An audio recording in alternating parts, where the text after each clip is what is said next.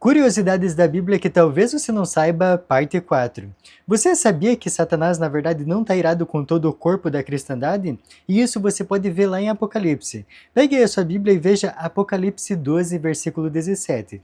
O interessante é que Apocalipse, talvez muitas pessoas não entendam todas as palavras que ele traz, todos os significados. Mas aqui a gente não precisa ter nenhum achismo. Sabe por quê? Porque a Bíblia mesmo vai se explicar. Olha só então o que diz Apocalipse capítulo 2, versículo 17. Irou-se o dragão contra a mulher e foi pelejar com os restantes da sua descendência. Quando você ouve pela primeira vez essa frase, parece que não faz muito sentido. Mas se você voltar um pouquinho, no mesmo capítulo, no versículo 9, vai dizer quem que é o dragão. Talvez você consiga chutar, mas é bom que aqui a gente não precisa ter achismo. A Bíblia vai falar. Olha só então o que diz no versículo 9. E foi expulso o grande dragão, a antiga serpente que se chama Diabo e Satanás.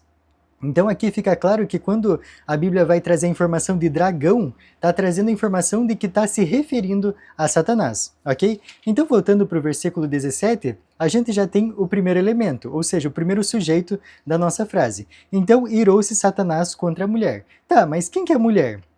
Olha só então que interessante que você pode pegar lá em Efésios 5, a partir do versículo 22. Você vai ver que a Bíblia se refere ou faz uma analogia à mulher como a igreja e o homem como a Deus, né, a Jesus no caso.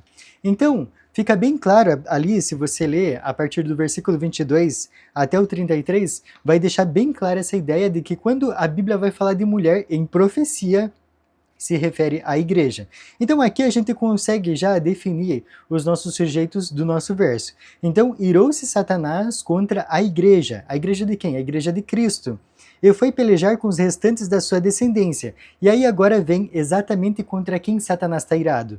Então, como eu já falei lá no início, Satanás não está irado com todo o corpo da cristandade. Está irado, como está falando aqui o verso, com um povo dentro da cristandade que tem duas características peculiares. A primeira delas é, eles guardam os mandamentos de Deus, e segundo, eles têm o testemunho de Jesus. Mas aí você pode perguntar, tá, mas o que seria o testemunho de Jesus? E é interessante, como eu já falei, e vou falar de novo, a gente não precisa ter achismo. O testemunho de Jesus, João vai falar para nós lá no capítulo 19, versículo 10, lá no finalzinho. Olha só o que diz. Pois o testemunho de Jesus é o espírito da profecia. Olha só que legal, você vê que a Bíblia deixa bem claro para a gente não errar hoje? E aí, você já sabia dessa curiosidade? Se não, comenta aqui e segue para mais.